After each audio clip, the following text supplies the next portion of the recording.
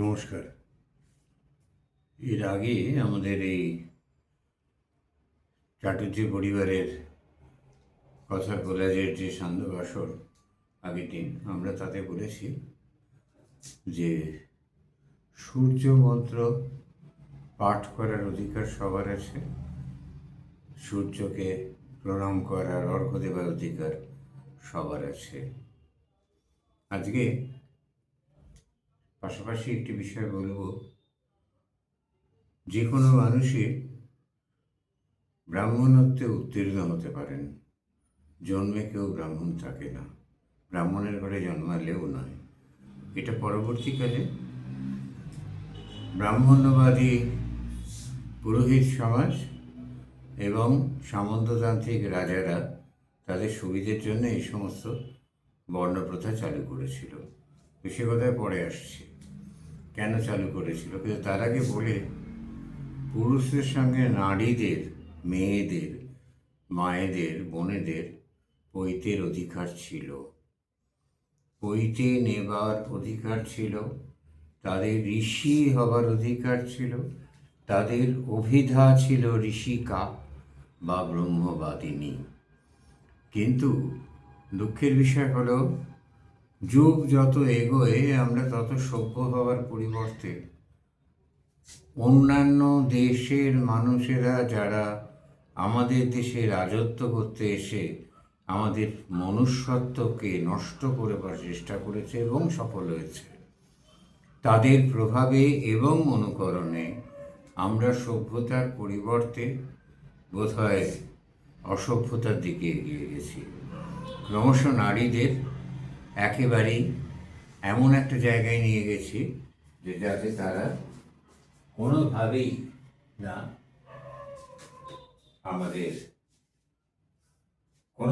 না আমাদের সভ্য জগতের সঙ্গে থাকতে পারি না। মেয়েদের ভেতরে পৈতে পড়ার রেয়াজ ছিল না। পৈতে রীতিমতো তাকে মুণ্ডিত মস্তকে গায়ত্রী জপ করে পৈতে নিতে হতো। আর ভেবে দেখুন একটা কথা, পৈতের যিনি গায়ত্রী দেবী, তিনি নিজেই তো নারী। এই দেখুন, একটা প্রাচীন স্থাপত্যের মূর্তি আমাদের উপবীত ধারণ করে আছেন, দেবী পার্বতী উপবীত ধারণ করে আছেন। মেয়েদের যদি উপবীতের অধিকার না থাকতো, তাহলে এই মূর্তি মন্দির গাত্রে উৎকীর্ণ করা যেত না। এটি আমার ব্যক্তিগত কালেকশন, আপনাকে দেখাচ্ছি আপনাদের। এই মূর্তিতে দেখুন পরিষ্কার উপবীত রয়েছে। অবশ্য এটা ঠিক যে তারা তাদের আর্থিক ক্ষমতা অনুযায়ী উপবীত বা বিশেষ বিশেষ সময়ে বিশেষ ধরনের উপবীতের প্রয়োজন, কখনো রত্নোপবীত, কখনো কুশ উপবীত, কখনো মৃগচর্মের উপবীত, কখনো সূত্রের উপবীত তারা ধারণ করতেন, কখনো সর্ব উপবীত তারা ধারণ করতেন। কিন্তু উপবীত মেয়েদের নেওয়ার অধিকার ছিল। মেয়েদের নারী স্বাধীনতা প্রচণ্ডভাবে ছিল। স্বয়ংবর, নিজের পাত্র নিজের বেছে নেবার অধিকার তাদের ছিল।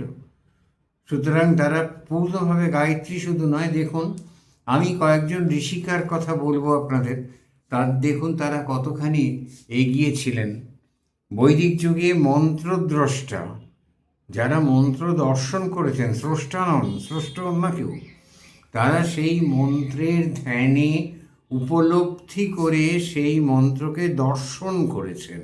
দর্শন করেছেন মানে মন্ত্র তার সামনে মূর্তিমান বা মূর্তিমতী হয়ে দেখা দিয়েছে অনুভূতির কেন্দ্রে, অনুভূতিতে। যেমন উচ্চাঙ্গ সঙ্গীতের সাধনা যদি সেই পর্যায়ে যায়, যে পর্যায়ে রাগরাগিনীর মূর্তি কল্পনা করা যায়, তাহলে ভৈরবের সেই মূর্তি, মালকোষের সেই কর্পূরখচিত মুখ, অগ্নিবর্ণ পুরুষ, তাকে উপলব্ধি করা যায়। মালকোষের নিশাগাধা এই কম্বিনেশনে সেই মূর্তির উপলব্ধি হয়। সেরকম তাই এরা মন্ত্রদ্রষ্টা ঋষি ছিলেন, ঋষিকা। প্রথমে বলি লোপামুদ্রার কথা। ঋষি অগস্ত্যের স্ত্রী, ঋগ্বেদের মন্ত্রদ্রষ্টা। ইনি ঋষি অগস্ত্যের স্ত্রী ছিলেন এবং ঋগ্বেদের কিছু কিছু মন্ত্র ইনি দর্শন করেছেন, দেখেছেন, উপলব্ধি করেছেন। ঘোষা কাকশীবান ঋষির কন্যা, ইনি ঋগ্বেদের দশম মণ্ডলের বেশ কিছু সূক্তের রচয়িতা। তাহলে দেখুন, কবিতা লেখা সেটা এই যুগে, আমরা যখন ব্রিটিশ শাসন আমাদের দেশে এলো, তরুদত্ত কবিতা লিখলেন, আমরা হইচই করলাম যে এই একদম আধুনিক যুগে শিক্ষিত হয়ে মেয়েরা কবিতা লিখছে আজকে। হ্যাঁ, ঠিক আছে, সেটা তাদের সেই ক্রেডিটকে এতটুকু আমরা কম বলছি না, কিন্তু এটাও ঠিক পাশাপাশি যে ঘোষা কাকশীবান ঋষির কন্যা, তিনি দশম মণ্ডলের বেশ কিছু সূত্র ঋক মন্ত্র ছন্দে লেখা, কবিতা ছন্দে, তিনি কিছু সূক্তের রচয়িতা। তার পৈতে ছিল, তিনি ব্রাহ্মণ ছিলেন। আচ্ছা, এরপরে আমরা আসছি অপালা, অত্রিকন্যা, ইন্দ্রের স্তুতির রচয়িতা। ইনি ইন্দ্রের স্তুতি রচনা করেছিলেন। ভাবুন, মধ্যযুগ থেকে, মানে আমাদের দেশে বিদেশি শাসন আসার পর থেকে, এবং মনুস্মৃতি আংশিকভাবে দায়ী, সম্পূর্ণ নয়, আংশিকভাবে দায়ী, সব মিলে কিভাবে মেয়েদেরকে অত্যাচার করা হয়েছে এবং তাদের মানুষ বলে মনে করা হয়নি, পুড়িয়ে মারা হয়েছে, যৌনিমগ্নে এই শব্দ বিভ্রাটে উল্টো অর্থ করে তাদের পুড়িয়ে মারা হয়েছে সম্পত্তির জন্য। আচ্ছা, অপালা ইন্দ্রের স্তুতির রচয়িতা। বিশ্ববাড়া অত্রি গোত্রজ ঋষি, ইনি ঋক মন্ত্রের দ্রষ্টা। ঋষিকা, ইনি ঋক মন্ত্রের দ্রষ্টা। গার্গী সম্বন্ধে কিছু বলার দরকার নেই, বিখ্যাত দার্শনিকের শ্রীলিঙ্গ হয় না। ইনি বিখ্যাত দার্শনিক এবং যাজ্ঞবল্ক্যকে তর্কে পরাস্ত করেছিলেন। ইনি এতই বড় ছিলেন, মানে দার্শনিক এবং তার্কিক। গার্গীর পরে আমরা আসছি যাজ্ঞবল্ক্যের এরপর হচ্ছে মৈত্রেয়ী। ইনি যাজ্ঞবল্ক্যের স্ত্রী ছিলেন। মৈত্রেয়ী তো আমরা জানি, মৈত্রেয়ী ব্রহ্ম অনুসন্ধানী ছিলেন। ইনি খোঁজ করেছিলেন ব্রহ্ম কি, ব্রহ্ম কোথায় পাওয়া যায়, ব্রহ্ম কে, ব্রহ্মের কাছে যাব কি করে, ব্রহ্মের উপলব্ধি কি হয়, ইনি এই খোঁজগুলো করেছিলেন। অদিতি দক্ষ কন্যা, বিশ্ব সৃষ্টির মন্ত্রদ্রষ্টা। এরপরে নারী সমাজকে অবহেলিত করে রাখার অধিকার পুরুষের নেই। পুরুষ এটা করেছে শুধু গায়ের জোরে এবং অর্থনৈতিক স্বাধীনতার জোরে, আর কিচ্ছু না, অর্থনৈতিক স্বাধীনতার জোরে। সে নারীকে পাত্তাই দেয়নি, কিন্তু মেয়েদের পৈতে হতো, পৈতে নিয়ে তারা রীতিমতো, আমি তো দেখালাম মূর্তিতে ছবি, আরও ভারতবর্ষের বিভিন্ন মন্দিরে আপনারা এরকম উপবিধারিণী দেবী মূর্তি পাবেন। তারা গায়ত্রী মন্ত্র পাঠ করতে পারত, তাদের সব কিছু করার অধিকার ছিল, পৌরোহিত্য করার অধিকার ছিল। পুরোহিত মানে কি? যে একদম পুরোভাগে থেকে পরিবারের হিত করে। তা মায়েরা তো সবসময় পুরোহিতের কাজই করছেন, দীক্ষিত বা অদীক্ষিত পুরোহিতের কাজই তো করছেন।